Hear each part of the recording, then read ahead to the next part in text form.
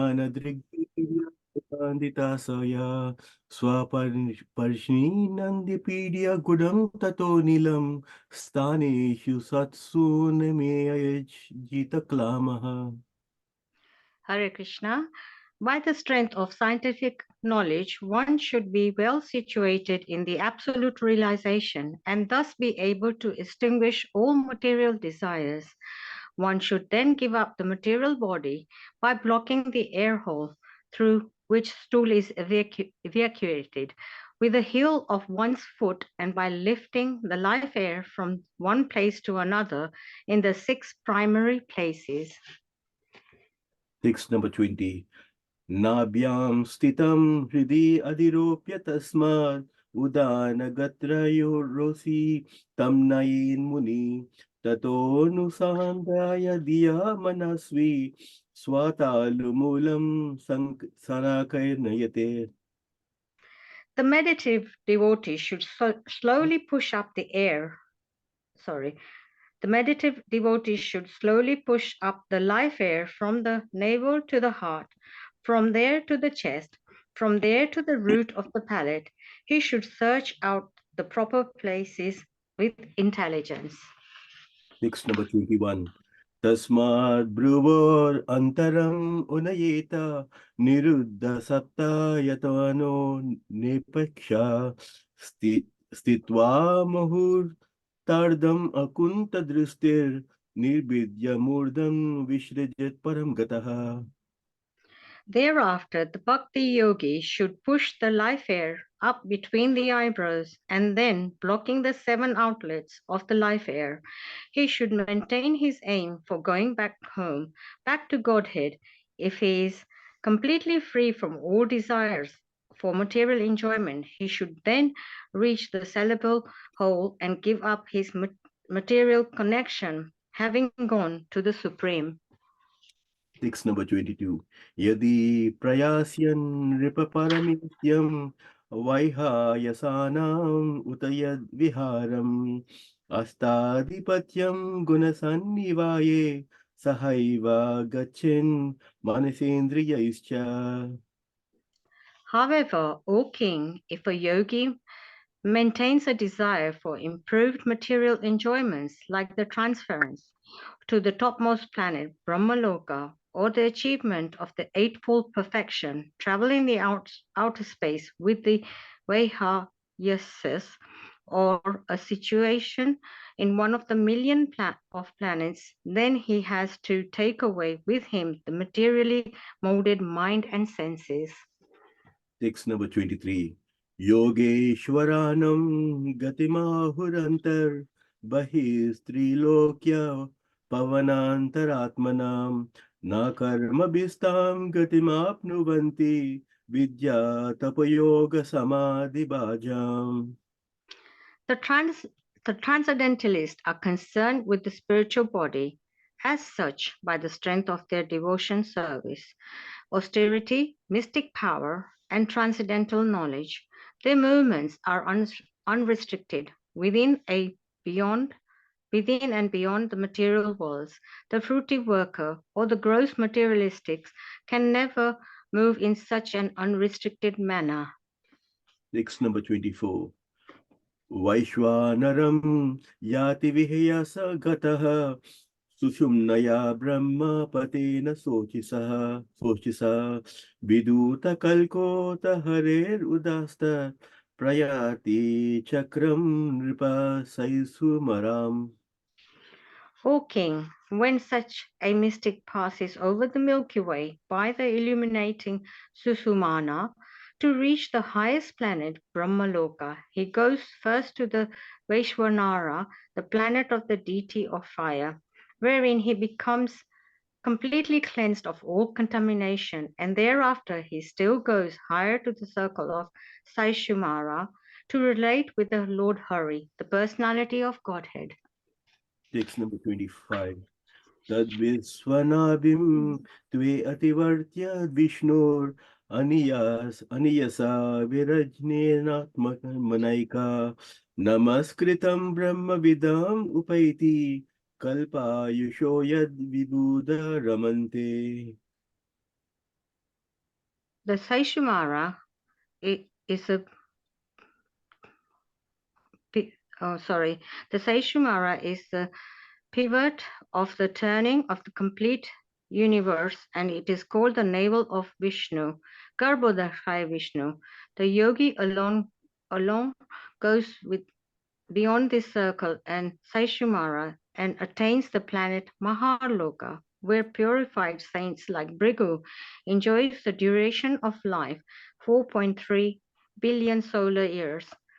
This planet is worshipable even for the saints who are transcendentally situated. Text number 26. Ato anantasya mukhanalena danda hayamanam saniriksha vishwam niryati siddheshwara yustadishnyam yadvai paradyam tattu paramesyam. At the time of the final deviation of the complete universe, the end of the duration of Brahma's life, a flame of fire emanates from the mouth of Ananta, from the bottom of the universe. The yogi sees all planets of the universe burning to ashes, and thus he leaves for Satyalok by the aeroplanes using the great purified souls. The duration of life in Satyalok is calculated to be 15.480 trillion years. Text number 27. Nayatra soko najara na mrityur nartir nachodvegarite kutaschet yachitta tatoda kripaya nidam vidam duranta dukkha prabhavanu darshanat. In that planet of Satyalok, there is neither bereavement, nor old age, nor death.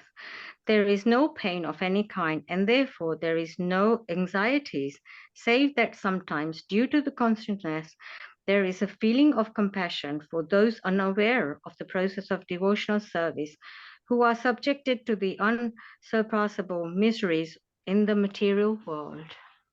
Text number 28. Tato vishesham pratipajya nirbhayas tenatmanapo nalamurtir atvaran jyotirmaya vayum upetya kale vayu atmana kam brihad atmalingam. After reaching Satyalok, the devotee is specifically able to be incorporated fearlessly by the subtle body in an identity similar to that of the gross body, and one after another, he gradually attains stages of existence from earthly to watery, fiery, glowing, and airy, until he reaches the ethereal stage. Text number 29. Granena gandham rasanena vairasam rupam sadrisya swasasanam tvachaiva srotrena chopetya nabo gunatvam pranena chakutim upaitya yogi. The devotee thus surpasses the subtle objects of different senses like aroma or smelling, the palate of tasting, vision of seeing forms, touch by the contacting, and vibration of the ear by ethereal identification and the sense organs of material activities.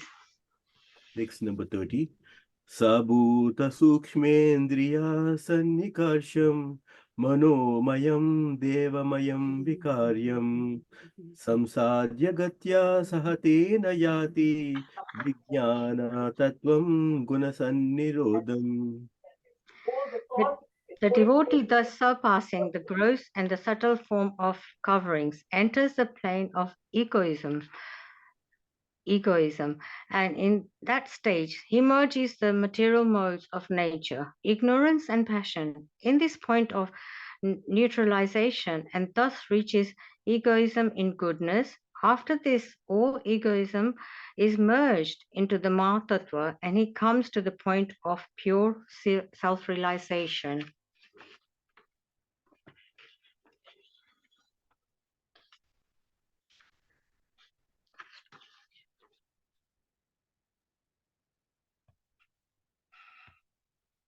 Thank you, Prabhuji and Mataji, for the wonderful recitation. So, Jyoti Mataji, can I share my screen? Hare Krishna. Yes, Prabhuji. Just 1 second. Where are you? Okay. Here I am. Yes, okay, Prabhuji. Yes, you can. Hare Krishna. Hare Krishna. Thank you.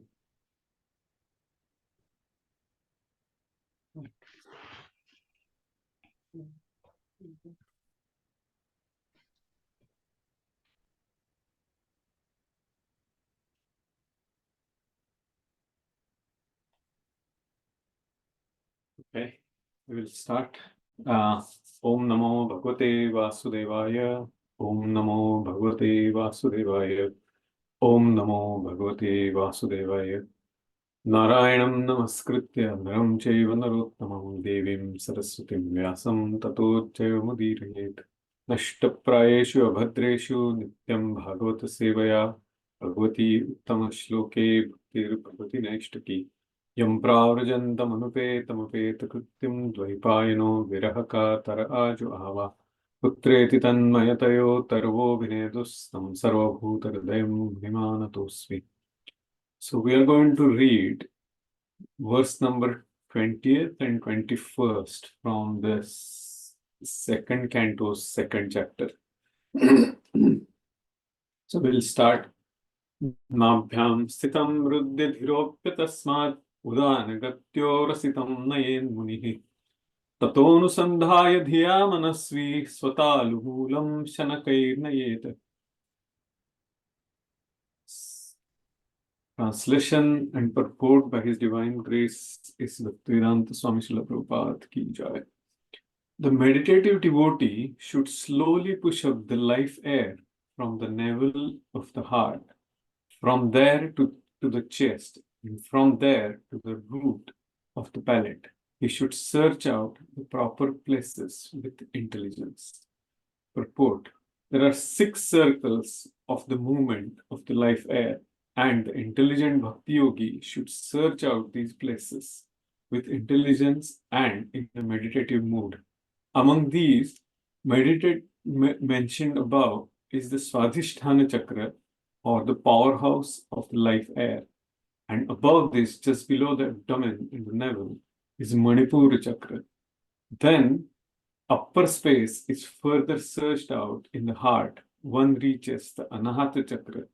And further up, when the life air is placed at the root of the palate, one reaches the Vishuddhi Chakra. Interesting topic today. Discussion about the chakras. Verse number 21.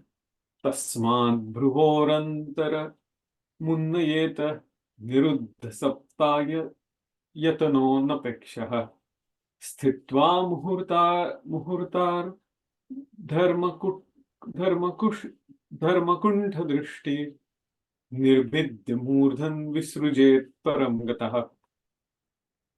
Translation.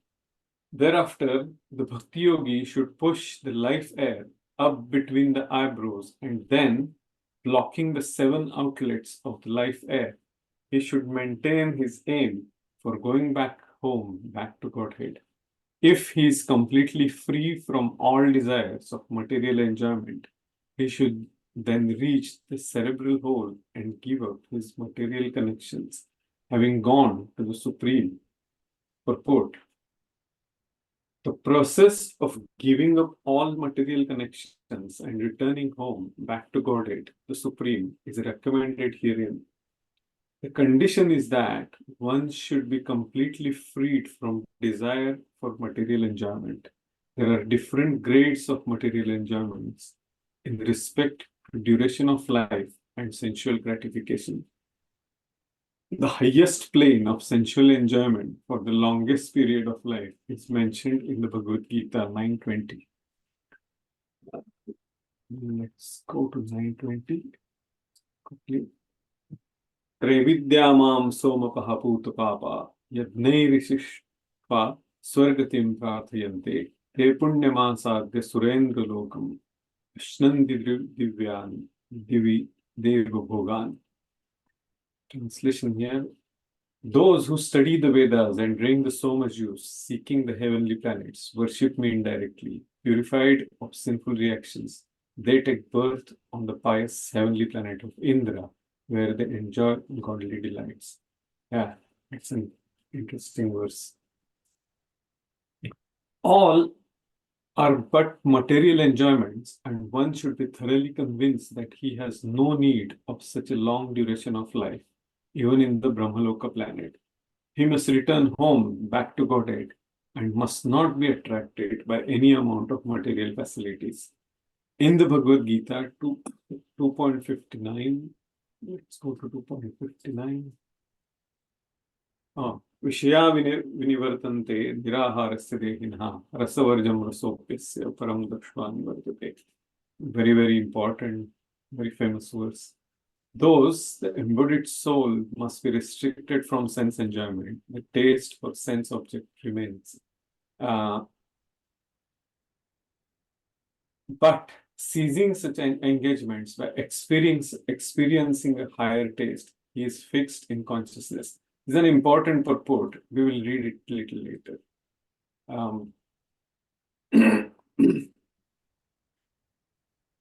It is said that this sort of, in the Bhagavad Gita 2.59, it is said that this sort of material attachment is possible to attain when one is acquainted with the supreme association of life. Param drishtva nivartate. One cannot be freed from material attraction unless he has complete understanding of the nature of spiritual life. The propaganda by a certain class of impersonalists that spiritual life is void of all varieties is dangerous propaganda to mislead the living entities into becoming more and more attracted by material enjoyments. As such, persons with a poor fund of knowledge cannot have any conception of Param, the Supreme. They try to stick to the varieties of material enjoyments, although they may flatter themselves as being Brahman realized souls. Such intelligent persons cannot have any conceptions of Param as mentioned in this verse, and therefore they cannot reach the Supreme. The devotees are full knowledge of the spiritual world. The personality of Godhead and his transcendental association is unlimited in unlimited spiritual planets, is called Vaikuntha Lokas. Herein, Akuntha Drishtihi is mentioned. Akuntha and Vaikuntha convey the same import, and only one who has his aim fixed upon that spiritual world and personal association with the Godhead can give up these material connections even while living in the material world. This Param and the Param Dham mentioned in several places in the Bhagavad Gita are one and the same thing. The one who goes to the Param Dham does not return to the material world. This freedom is not possible even by reaching the topmost loka of the material world. The life air passes through 7 openings, namely 2 eyes, 2 nostrils, 2 ears, and 1 mouth. Generally, it passes through the mouth at the time of the ordinary man's death. But the yogi, as above mentioned, who controls the life air in his own way, generally releases the life air by puncturing the cerebral hole in the head. The yogi therefore blocks up all the above mentioned 7 openings so that the life air will naturally burst forth through the cerebral hole. This is the sure sign of a great devotee's leaving the material connection. Srila Prabhupada ki jai. Interesting discussion it's going to be.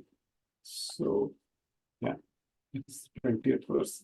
So let's start our Mangala Charana and then we will work on this. We'll look at this area.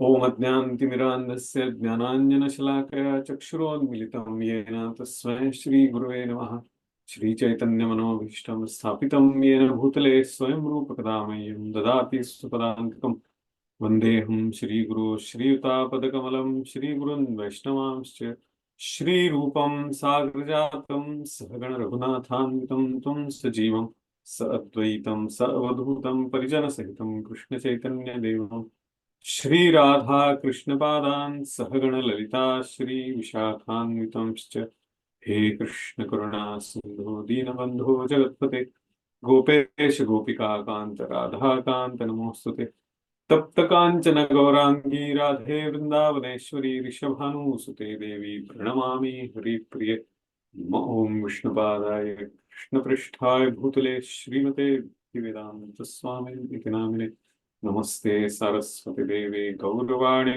प्रचारिणे निर्विशेषा शून्यवादी पाश्चात्यदेशतारिणे वंशकल्पतरुभ्यश्च कृपा सिन्धुभ्य एव च पतितानां पावनेभ्यो वैष्णवेभ्यो नमो नमः जय श्री कृष्ण चैतन्य प्रभु नित्यानंद श्री अद्वैत गदाधर श्रीवास आदि गौर भक्तवृंद हरे कृष्ण कृष्ण कृष्ण हरे हरे राम राम राम हरे हरे हरे कृष्ण कृष्ण हरे हरे राम हरे हरे हरे कृष्ण कृष्ण कृष्ण हरे हरे राम राम हरे हरे अजानुलम्बितभुजौ कनकावधातौ सङ्कीर्तनैकपितरौ कमलायताक्षौ विश्वम्भरौ द्विजभरौ युगधर्मपालौ वन्दे जगत्प्रियकरौ करुणा अवतारौ यन्तः प्रविश्य मम वाचमिमां प्रसूप्तां सञ्जीवयत्य अखिलशक्तिधरस्वधाम्ना हस्तचरणाश्रवणात्वगादीन् प्राणान् नमो भगवते पुरुषाय and that's significant because there are higher figures. Okay, so yeah, 20th and 21st verse. Nabhyam sitam vruddhya dhiropya tasmat udanagatyo rasitam nayan manihi tato anusandhaya dhyamanasvi swatalumulam shanakayet. The meditative devotee should slowly push up the life air from the navel to the heart, from there to the chest, and from there to the root of the palate. He should search out the proper places with intelligence. And that's the 21st verse. Tasmad bhruvorantamunnaye niruddha sapta yatanonapekshaha sthitvam hurta dharma kuntha drishti nirvidya murthan visrujet param gataha. Thereafter, the bhakti yogi should push the life air up between the eyebrows and then blocking the 7 outlets of the life air. He should maintain his aim for going back home, back to Godhead. If he is completely free from all desires of material enjoyment, he should then reach the cerebral hole and give up his material connections, having gone to the Supreme. So this two verses here, it's basically in a conjunction with what the background is. If we go back to the main concept where Shukadeva Goswami starts, he says that in the first chapter, he's giving the details of the several processes, yama, niyama, and all that. And then he's saying, formerly prior to the manifestation of cosmos, Lord Brahma, by meditating on the Virata Rupa, regained his lost consciousness by appeasing the Lord.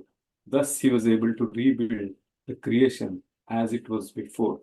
So, it's when this is the process of creation, and in that, as we have seen in the earlier chapter, that when Shukadeva Goswami comes, who is there in that assembly? There are yogis, there are different practitioners of the spiritual life. There are bhakti yogis who are the devotees of the Lord, and there are different strata of different types of mystics. So everyone has assembled there, and to give the right perspective, to give the right understanding of what these 7 days of Shukadeva Goswami is going to speak about. And that's where this whole background is coming from. And here, His Holiness Bhaktivedanta Goswami Maharaj has given a very beautiful presentation of called Liberation by Sound. And that's where he explains that the whole creation of this material creation is through the sound. What he says is, I think, Shivataji,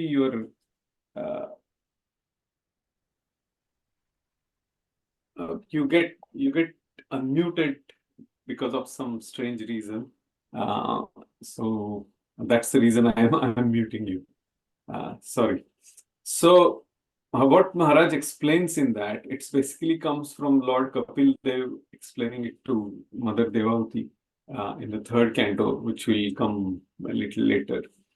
So, and that comes because Mahatma Vidur is asking question to his spiritual master Maitreya Muni, and Maitreya Muni explains it quite elaborately in the third canto. Even in second canto also he starts, and then he talks about Lord Brahma when he comes from the navel of the Lord on the lotus flower, and then he gets bewildered. And when he understands the first word he comes, it appears to him is tapa, austerity.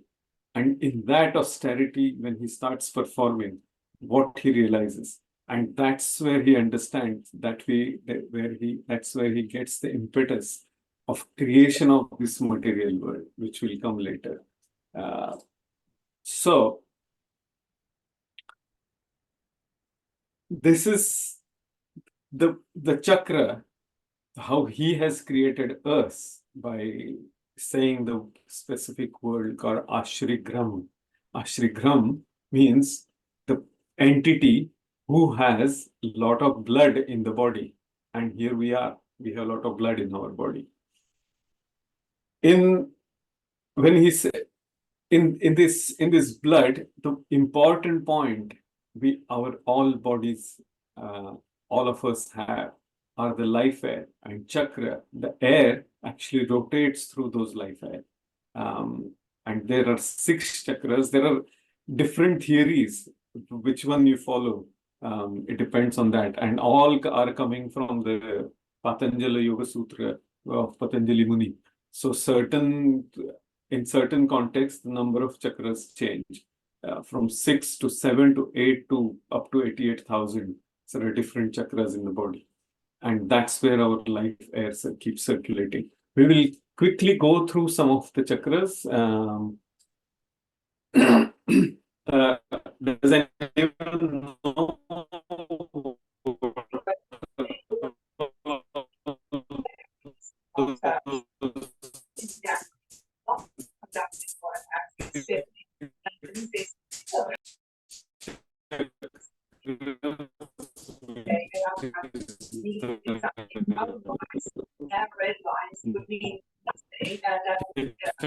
Hare Krishna, Prabhuji, your voice is breaking.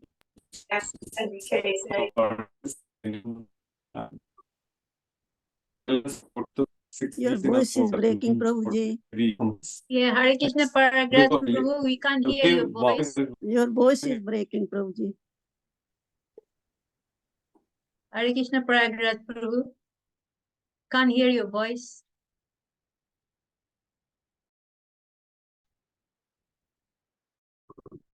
Okay. Sorry.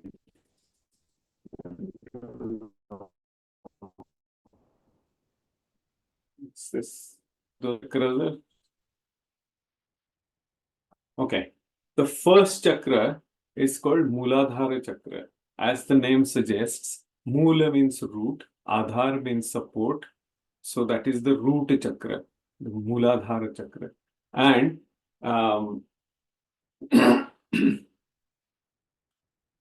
what the Patanjali Yoga Sutra tells us is we are the person, because Patanjali Muni initially talks about the reason for his revealing this Yoga Sutra, and he says Pranamya Shirasa Vishnu.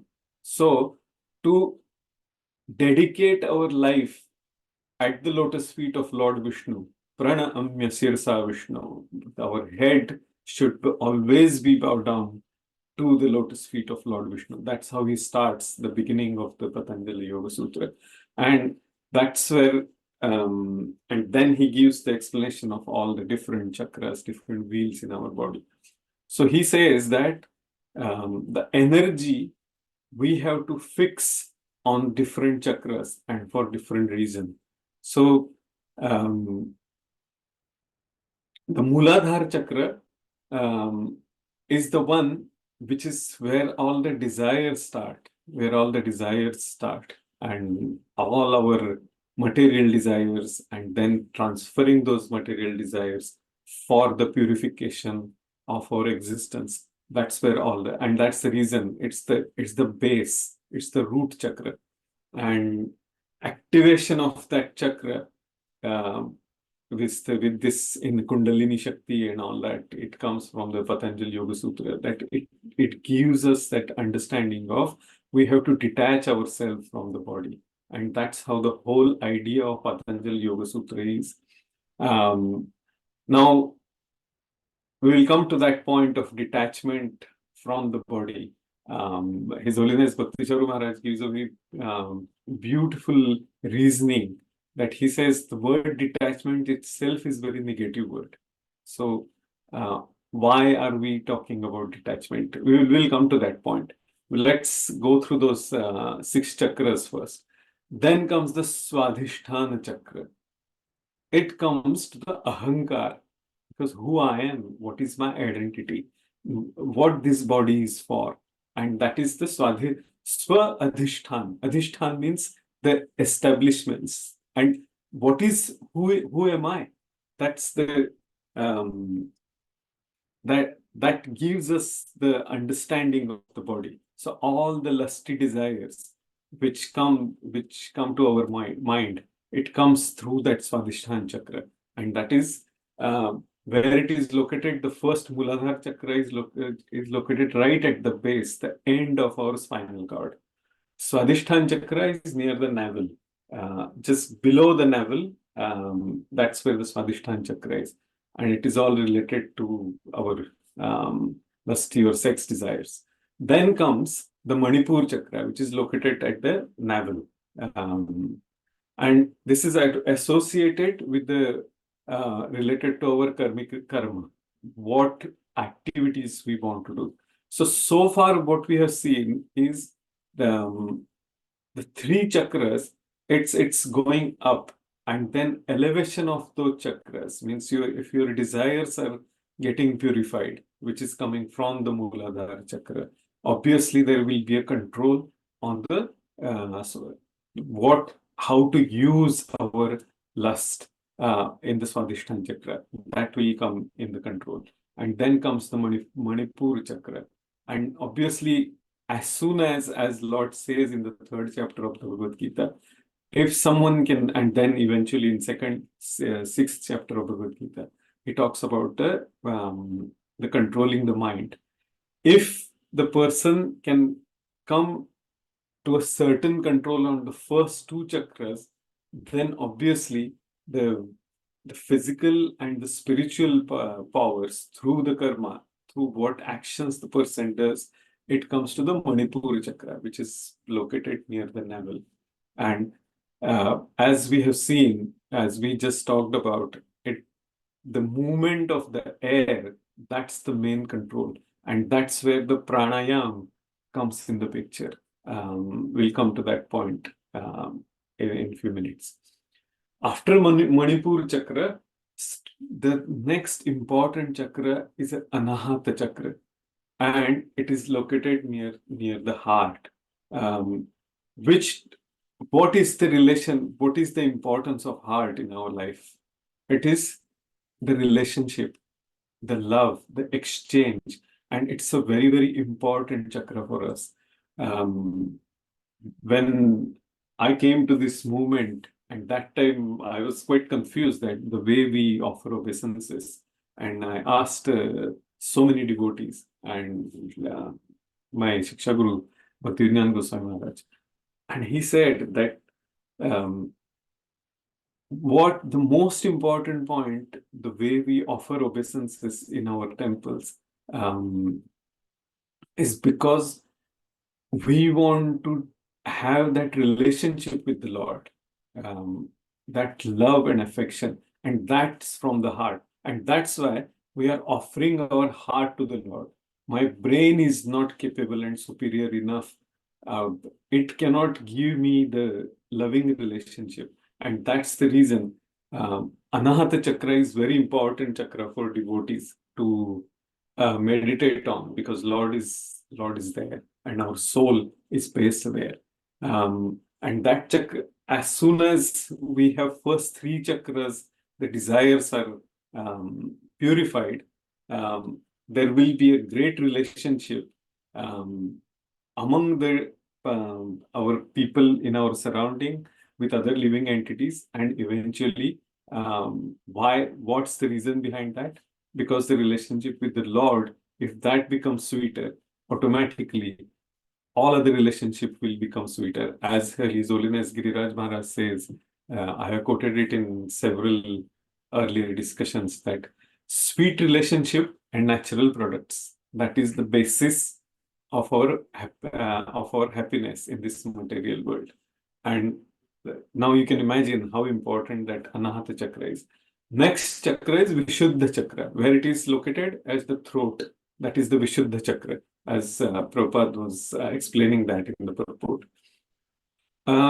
This chakra is responsible for how we handle the karmic reactions and how we respond to our karma, how we accumulate our account of the karma for the later.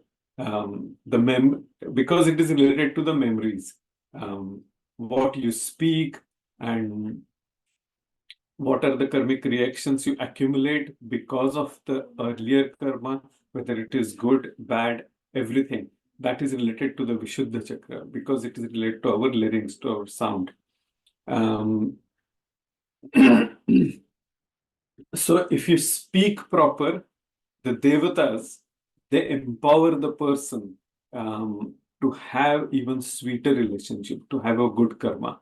And if the person have a desire, lot of material desires, but it is sakama karma yoga, the person gets elevated to the heavenly planets. Like devatas or angels or whichever spiritual path you think of, that's where this is emphasized, the Vishuddha Chakra. The third eye, or the Ajna Chakra, which is located here between the two eyebrows, and it is the pineal gland, or the third eye. This chakra is considered to be a birthplace of of our elevated ideas, of our auspiciousness. And that is why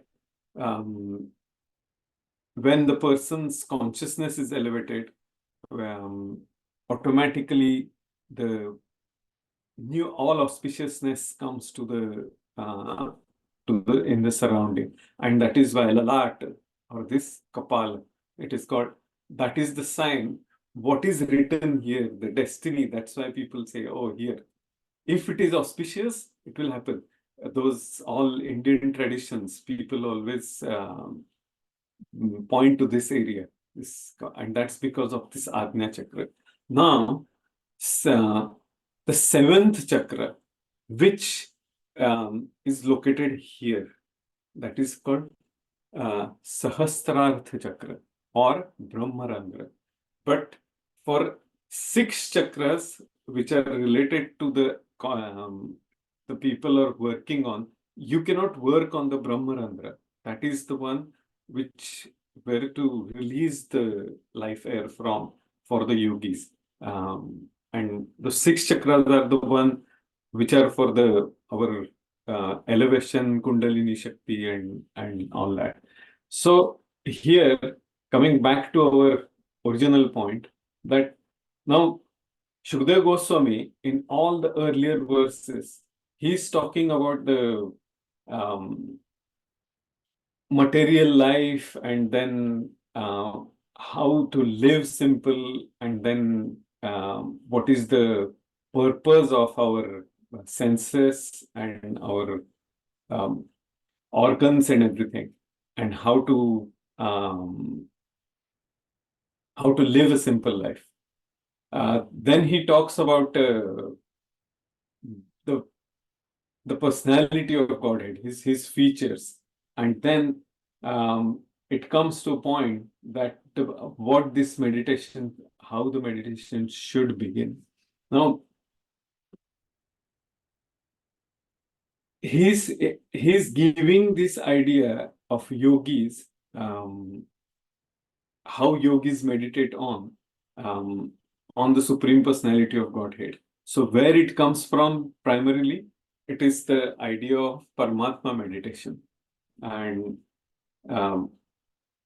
His Grace Radhesham Prabhu was saying that this is a very stepwise process for anybody to elevate himself or herself from the material consciousness to higher consciousness, to detachment, to going to you are not this body, how to leave the body, and then coming to the higher platform of beyond Brahmaloka. It is Brahmajyoti. From Brahmajyoti, it's the realization of that Paramatma realization. And after that Paramatma realization, the person is eligible to go to Vaikuntha Loka. So that's the whole process Shukdev Goswami is actually bringing here in this particular context. So that's why he says the meditative devotee should slowly push up the life air from the navel to the heart, and from there to the chest, and from there to the root of the palate. So you can imagine here the reason for giving this particular explanation is that person is devotee, but that devotee is more focused on the personal relationship between him and the Supreme Lord. The relationship with others, a lot of times those people are not interested in, and that's the reason in the in Bhagavad Gita also Lord talks about it from the 2nd chapter itself, that the person will sit on the kusha grass and then have a deer skin, and how the place should be, and so on, and then fix the life air between the eyebrows, which is the Ajna Chakra, and then blocking 7 outlets of the life air. So as those who have gone through the Bhagavatam, Prithu Maharaj or some of the great personalities, how they gave up their material body, stopped all the material activities, and towards the end, while leaving the life air from this Sahasrartha Chakra or Brahmarandra, they blocked their anus with their ankle, and then the life air was released from their Sahasrartha Chakra. Now, this whole background behind it is the leaving this detachment from the body.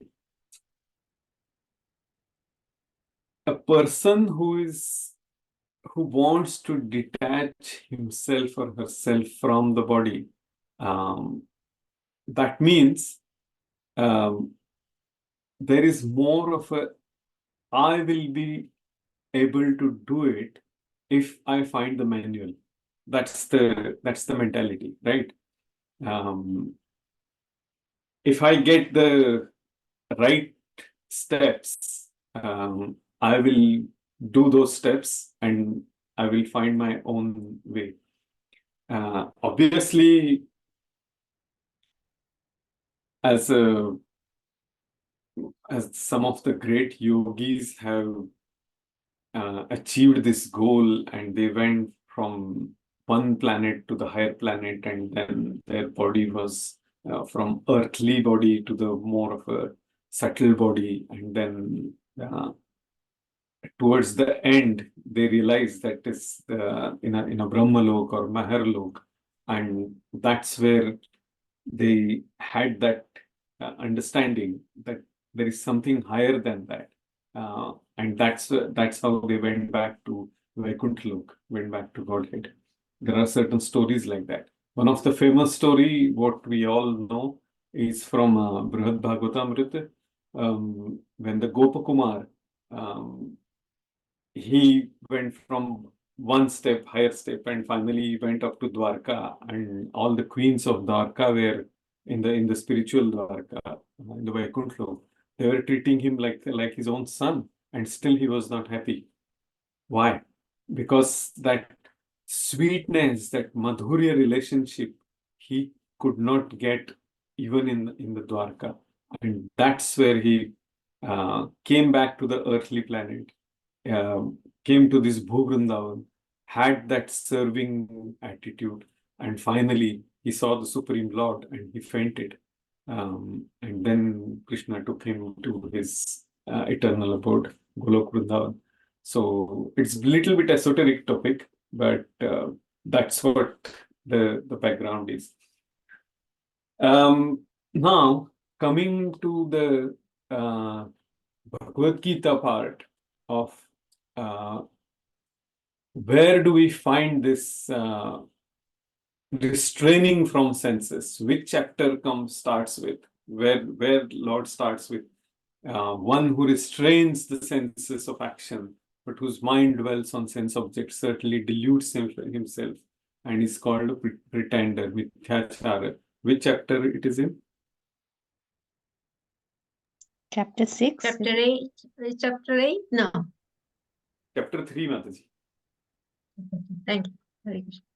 Because I'm sure you know that, but it's just there are so many areas where Lord gives that that background. But the first part starts with the karma, because that's where in this particular context, the chakra, the karma, and where Lord has explained it, it starts with the third chapter. And then Krishna talks later on, little later in the third chapter, that the karma, the sacrifice for Vishnu, has to be performed. Otherwise, work causes bondage in this material world. O son of Kunti, perform your prescribed duties for his satisfaction. What's the verse for that? Yajnartha lokoyam karma vandanaha tadartham karma kaunteya mukta sanga samachara. So, very important point from third chapter itself, Lord explains. And then in the beginning of the creation, it starts about the sacrifice, the yajna. What is Lord called as? Who are we? We are Adhibhuta. And then higher entities than us who are in the heavenly planets, they are called what? Adidaiva. Adhidaiva. And what's the name of the Lord? Adhiyajna. So Adhibhuta are us, Adhidaiva is the demigods, and then Adhiyajna is the Supreme Personality of Godhead. So when we understand that, yes, there is somebody lot higher than us, but still they are not the topmost. So that brings the first point of the humility. Yeah. That we are not independent at all. We are always dependent on the mercy of someone, and that the mercy of the devotees. That's the first point of understanding. And then comes those devotees, the great devotees, are also empowered by whom? The Supreme Personality of Godhead. And that's how the Prabhupada starts his purports in the third chapter. And then later in the third chapter, Lord says that the devotees of the Lord are released from all kinds of sins. And that's the 13th word. Yajnashishtashinah santo mucchante sarvakil vishayi bhunjante tatvam papa ye pachantyatma karanat. So he says that the devotees of the Lord are released from all kinds of sins because they eat food which is offered first to for sacrifice. Others who prepare food for personal sense enjoyment verily eat only sin.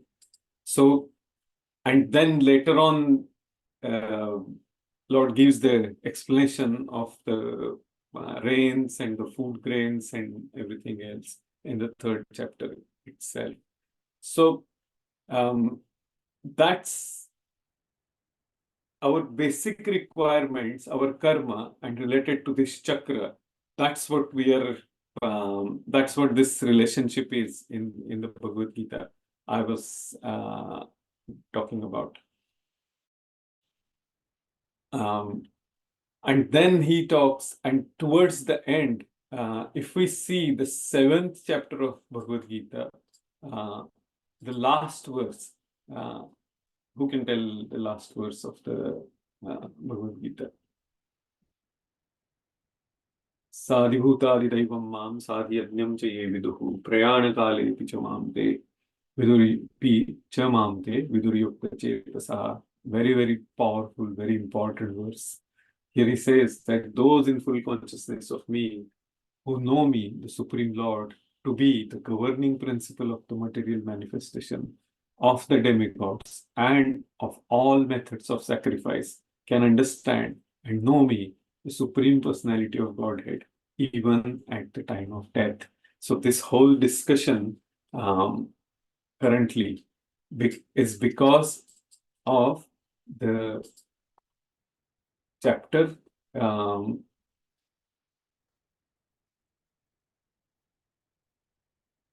why? Because Maharaj Parikshit is asking the question here that what is the duty of the person who is about to die, and O Brahmana, please describe in full detail how and where the mind has to be applied and how the conception can be fixed so that the dirty things in a person's mind can be removed. And then Shukadeva Goswami is talking about the sitting posture, the yama, niyama, asana, pranayama, pratyahara, everything else. And because of that Virata Rupa, then he is going to tell later on about the creation, especially in 3rd canto. So how that creation in the Mooladhara Chakra,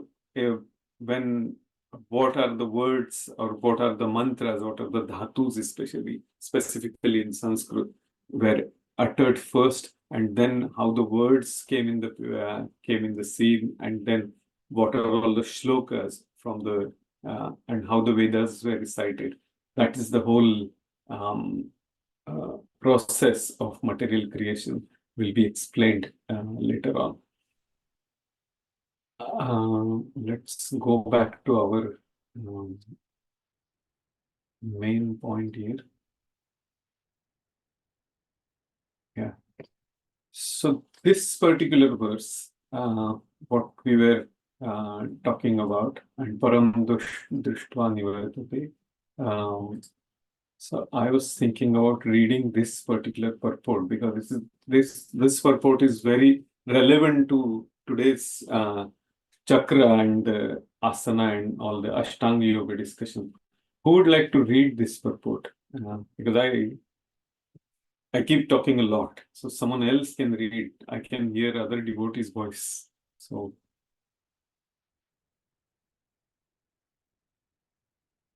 any volunteers to read the purport? It's very purifying, actually. Hare Krishna, Prabhu. Can you share it on the screen? Oh, am I not sharing? No. I'm really sorry.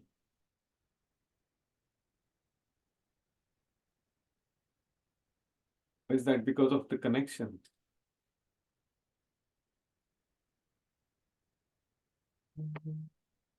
Oops.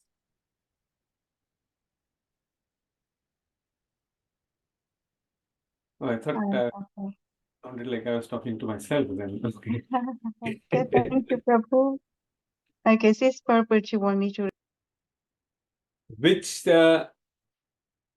you are sharing screen. This one we can get it off. Yeah. Which Sorry, screen? sorry, Prabhu. Yeah, I'll start now. Unless one is transcendentally situated, it is not possible to cease from sense enjoyment. The process of restriction from sense enjoyment by rules and regulations is something like restricting a diseased person from certain types of eatables. The patient, however, either likes such restriction nor loses his taste for eatable. Similarly, sense restriction by some spiritual process like Ashtanga Yoga in the matter of yama, niyama, sorry, Asana, asana, pranayama, pranayama, pratyahara, dharana, dhyana. dhyana, etc.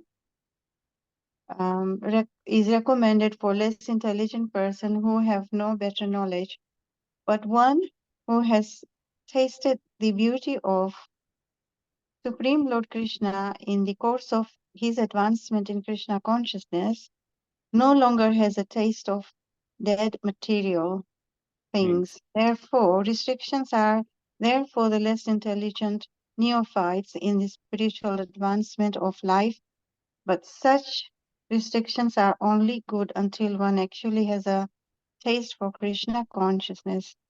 When one is actually Krishna conscious, he automatically loses his taste for pale things. Thank Yeah. you, Prabhu. Hare Krishna. Thank you, Mataji. Hare Krishna. So coming back to the point of this, earlier we talked about detachment, and that's a very negative connotation, very negative word. So in this particular context, we can see that just detachment from the body, at the most yogis can think is the Paramatma feature. And the Patanjali Muni, as well as our Vedic literature, talks about certain dangers in on this path. His Grace Radheshyam Prabhu gives a very beautiful example. He says that in this path, because you are controlling your chakras, you are trying to control your senses, and automatically you will start getting a lot of siddhis. And you will, the Prabhupada's famous book, Easy Journey to Other Planets. And then person can just get hold of those sun rays and keep the body here and go to different planets, roam around and come back. Naturally, when you see the higher opulence, when you see other areas, it's like somebody from, if you go to some really posh area, some nice, very advanced,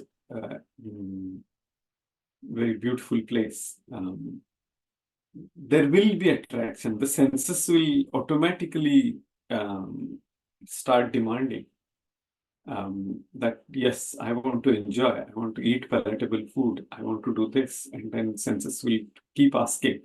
When Maharaj Nabhi was invited all the great personalities for the yajna, and he requested, those were from Janalok, Tapolok, Brahmalok, Maharlok, and all that. And that time, those great personalities, when they started offering their prayers, because Supreme Lord Vishnu was standing right in front of them, and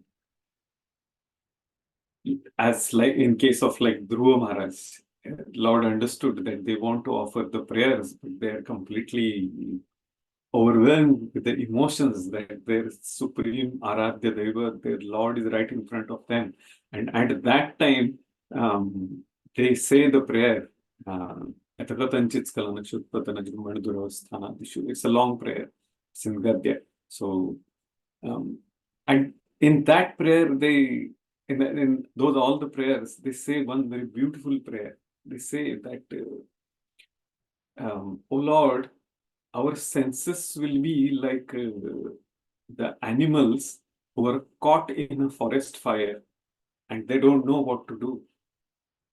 they are bewildered. At the same time, they know that it will not be, my requirement will not get fulfilled, but I feel thirsty, I feel hungry, I have to eat, but at the same time, I have to save myself as well. Those animals who are caught in the forest fire, but the forest fire is not still engulfing them. So our senses are like that. So please, their prayer is that at that point of time, which is the time of death, please bless us that we will remember your Nama Guna Rupa Lila, your name, your all beautiful names, your amazing qualities, your Rupa, uh, your beauty, and your pastimes. And that's our prayer to you. And Lord was so pleased by that beautiful prayer. He said, Tathastu. And then he said, but what is the purpose of you all coming here? And then he said, we are not praying for ourselves, but we are praying for Maharaj Nabhi, that he wants the son, and he wants you as a son. And that time, Lord accepts that prayer. He says that I don't usually come because somebody has asked me to be their son. You have to go through the austerities, and there has to be a rasa. He gives a very beautiful explanation, and then he says, "But because of your humility and your prayers, I will accept." And then Lord Vishnu comes as as Maharaj Rishabdev. Little bit of diversion from the main point, but anyway. Krishna Katha is always sweet to discuss. So that's what the point was for this 2.59. Very important purport. Yama means do's. Niyama means yama is for physical body. Niyam is for our subtle body, all the subtle senses. Asana is the postures of how to sit. Pranayama is controlling the air in the body. That is basically the chakra we are talking about. Pratyahara means restricting the demands of our senses. Dharana means being firm and fixed on our object. And dhyana means meditation on our object. So these are all the stages Prabhupada has explained here. And then coming to this purport, Akuntha and Vaikuntha, it's basically the same import. Param Dhama, we all know the famous verse, Param Brahma, Param Dhama, Pavitram, Paramam Bhavan. One of the very favorite verses Srila Prabhupada quotes it several times. And in this particular context, that Param Dhama is Vaikuntha. One important point I missed to mention here.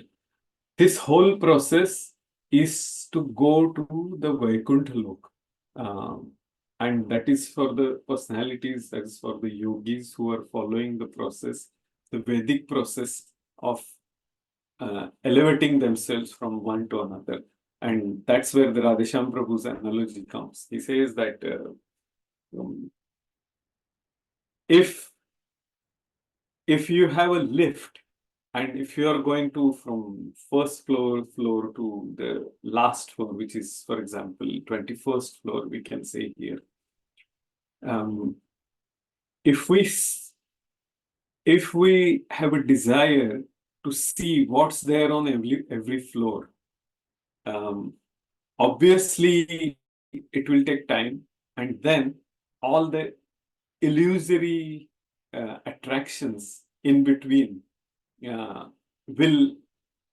may stop us from going to the final destination. So that's the reason we should be focusing on our ultimate goal of going back to our Madhurya Rasa Dham, which is Golok Vrindavan, rather than thinking about Vaikuntha Lok, some certain things might be attractive in between as well. It's like the human mentality that if you're going from A to B, why not we should experience everything between A to B, A1, A2, A3, everything. So Radhesham Prabhu says that if you have pushed the button for floor number 21, and if you're at the ground floor, then we should have that focus that I'm not going to stop in between. My lift should go from one place to another. And that's what the nowadays there is a lot of publicity about the Lord Ram's temple in India. So Lord Ram is a Maryada Purushottam from Treta Yuga. Before that, Lord appeared as to show his grandeur, his magnanimity, his opulence. Who was that? Narsimhadev. He came as what? He's also called as Aishwarya Purushottam.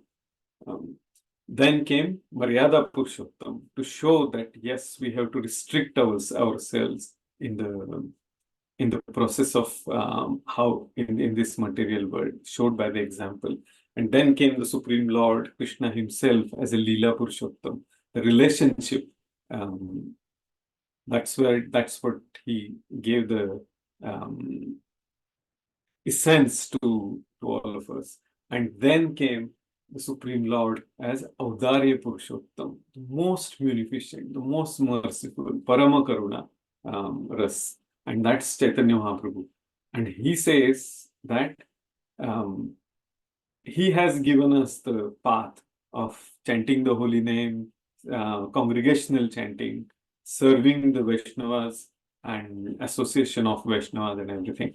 So this, for us, this something higher than this process is already given by the Supreme Lord himself, and he has shown us the path, and that is the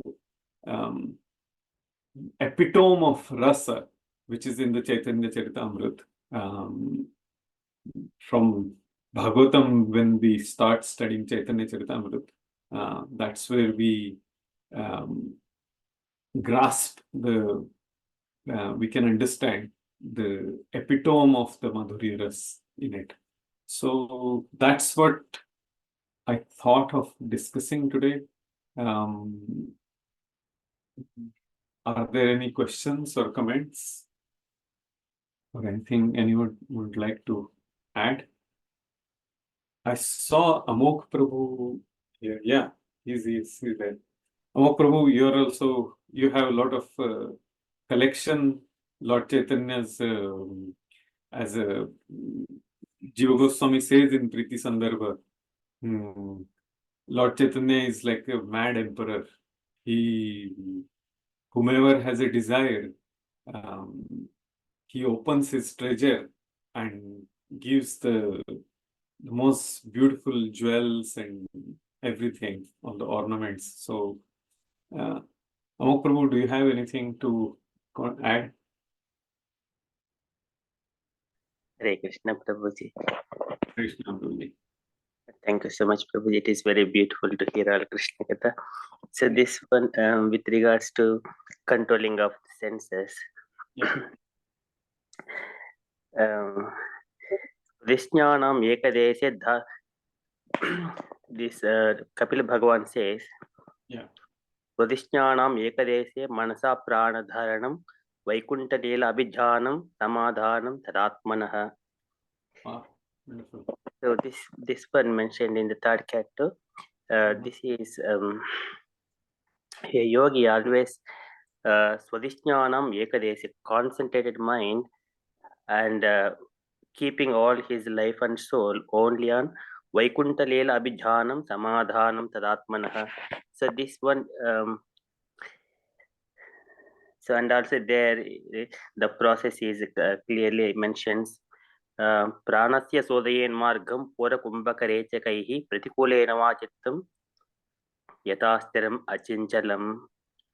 That is controlling all these breaths and airs in the opposite day. Pratikulena Vachittam Yatastiram Achinchalam, to steady the mind. So that is one thing. So when we are doing that process, so uh,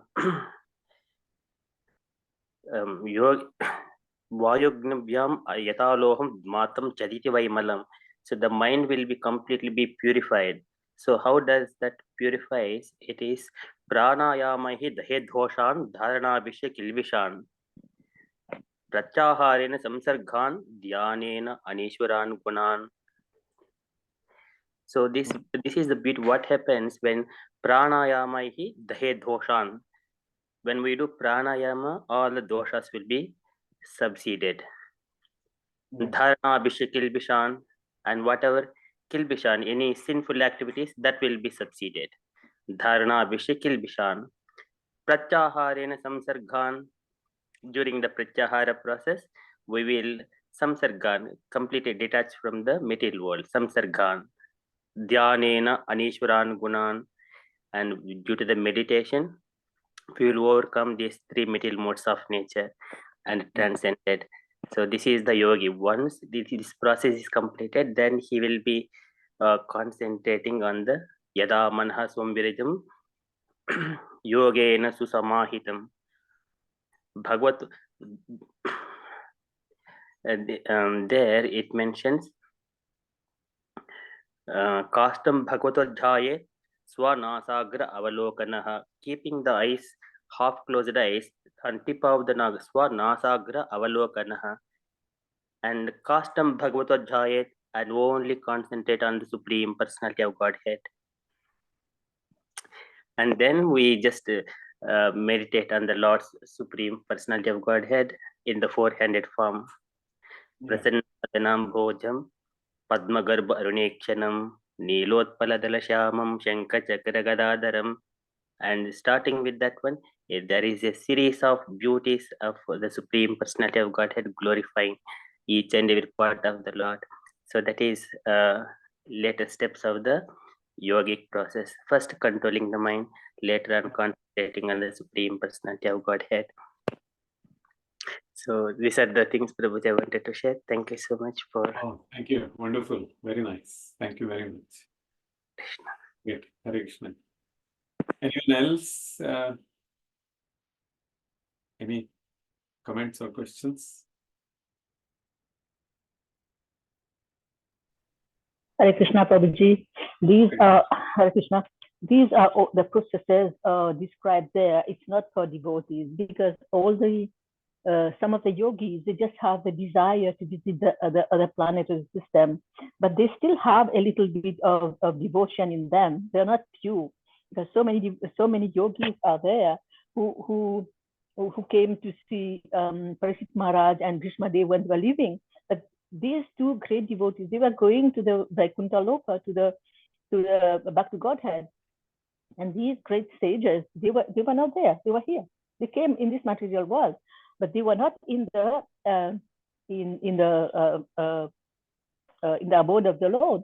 Now, instead of doing all these, like some people do karma yoga, jnana yoga, dhyana yoga, sangha yoga, it's so simple. If we just these are like ladders, right? We go step by step, and it takes lifetime and lifetime. Whereas if we just hold the hand of the guru just puts us in the elevator, and we go directly to the Lord if we are sincere. So we should be sincere to begin with, and it should start with a shraddha. First, we should have this confidence, this shraddha first, and then we got the sadhu sangha, and then we got again we go higher and higher, and then we got the kriya and the anartha nivritti, nishtha, ruchi, asakti, bhava. It goes like that. But first we should have the shraddha. So if we get the shraddha and we get a guru, that's enough. We don't need to go through all these processes, which are very, very difficult. Just like Prabhuji just explained, that the yogi has to sit and meditate and half close the eyes, and then his vision should be on the tip of the nose.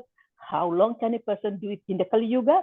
It's very, very rare. Even if somebody is doing it, maybe it's for other purpose, to get the siddhis, to get the mystic powers, not to get the real sadhana bhakti that we need. We need this bhakti first, and then we can move forward. But this process is very long. All the steps that we take is very long. The best is the buddhi yoga. We get this buddhi yoga, and then we got it's like an elevator. We just go to the Lord. That's a simple process. Hare Krishna. Hare Krishna. Thank you, Mataji. Now, every person, Lord has given a free will to everyone what they want to follow. So some people will accept one path, some other person can accept another path. So as the time progresses, obviously things will become difficult. But as the translation says here, the Bhakti Yogi, that means those are also devotees. Only thing is their way of reciprocation with the Lord and their intellect is given in such a way that this is the process they would like to follow, and that's fine. Means for us, we have given the process by Rupa Goswami, and even if we see what is that, Hari Bhakti Vilas, that has tremendous restrictions, what to follow, do's and don'ts. But as time progresses, it becomes the more and more difficult because of the influence of the Kali Yuga. And then we will find it even more difficult. After probably 500 years more, this will sound like something impossible. So, yeah, it's according to the mood of the devotee. There are different processes in our scriptures. But thank Yes, you. Prabhuji, thank you, Prabhuji. That's why, the devotees, we go on the road and we chant the Hare Krishna Maha Mantra, we sing, we dance, and then let people hear at least, and then let them get attracted, and then they know that what is real. Hopefully, Krishna will give them this understanding that this is the right process. Hare Krishna. Thank you, Prabhuji. Thank you. Thank you. So, if there are no questions or comments anymore, then we will stop here. I think Amoga Prabhu wanted to say something. He raised his hand. Oh, Amog Prabhu, did you want to say something? Sorry, I did not see that. No, so just was clapping. So thank you so much, Prabhuji. Okay. Thank you. Thank you. Thank you, Palika Mataji. It's always nice to hear you. Thank you very much. Thank you. So, Vanchakalpatarubhyascha Kripa Sindhubhya eva cha Patitanam Pavanebhyo Vaishnavebhyo. Thank you, Prabhuji. Hare Krishna. Thank you, Hare Krishna. Thank you, Hare Krishna. Thank you, Hare Krishna. Thank you, Prabhuji. Hare Krishna. Thank Thank you, you, Mataji. Prabhu. Hare Krishna. Hare Krishna. I have stopped sharing.